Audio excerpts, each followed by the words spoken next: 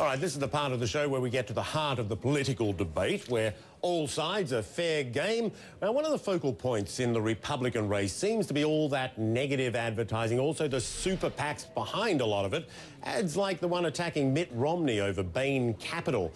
Now, super PACs were born from that Supreme Court decision that allowed unlimited spending by groups not actually coordinating directly with a candidate. It may seem appropriate then that the second anniversary of that decision is Saturday, the same day as South Carolina Republican primary. That's because in South Carolina alone, super PACs have accounted for nearly 70% of the campaign ads. Joining me now, conservative blogger Crystal Wright and CNN political analyst Roland.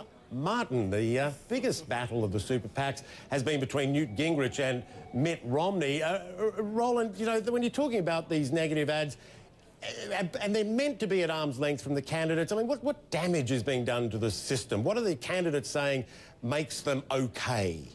Well, first of all, the American people buy into negative ads. They absolutely work. The only reason Newt Gingrich is upset is because he didn't have all the money for his super PACs in Iowa to run against Mitt Romney. His money didn't come in until New Hampshire, then now in South Carolina. Yes, I do believe when you have this much money, when it is anonymous, you don't know who is behind it, they are putting the kind of money in, it is damaging because you are moving the people out of this process, but we've known for a long time, money has always ruled politics. And then the candidate, Crystal, with the most money is going to get the most negative ads on and therefore influences the most people. Is that fair?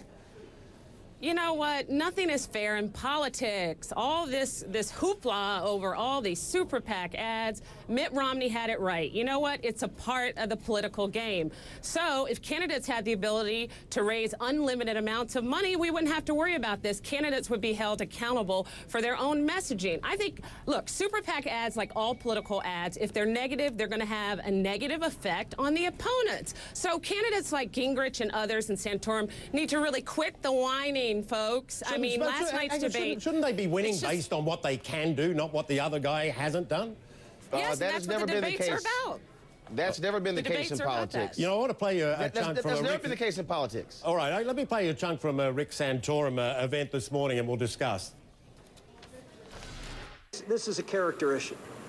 I mean, we have a lot of character issues dealing with Mitt Romney and his ability to be able to hold a consistent policy position on a whole host of issues.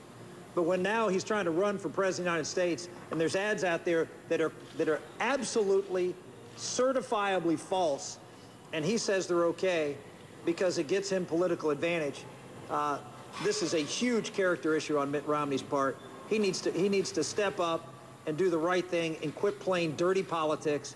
Yeah, Crystal, you touched on this before. Is it a character issue or is it just politics the way it is? Oh, come on. No, it's politics. Come on. Santorum is upset because Romney's super PAC ran an ad about him allowing convicted felons to vote. And I think last night Santorum did a great job, you know, counter to what and contrary to what Roland would like to believe. Debates are where candidates can put other candidates on the record. I think we saw Romney unravel. Santorum spent Crystal, 20 minutes in a toe-to-toe... Excuse me, Santorum spent 20 minutes calling out the fact that while Romney was governor, he allowed to stand the fact that felons who were on probation could vote. I think it was great.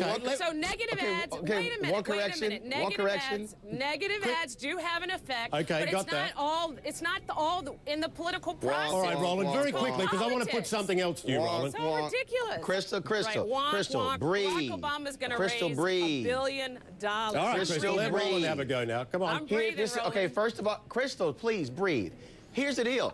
I understand what debates are about. I said early on that Rick Perry, we will see how he performs in the debates to determine what kind of candidate he is. And so I don't disagree with that. That is what debates are about. But the bottom line is this. The political system has become about money. That shouldn't be a news flash, Crystal. It might be to you because you're still talking. The reality is that's what they are for. I got something, and you may have been able to tell by now, but I'm a bit of a foreigner.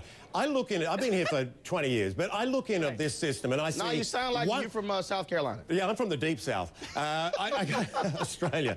You know, I look at this system and you've got guys from the same party all standing around beating each other up, eating their own.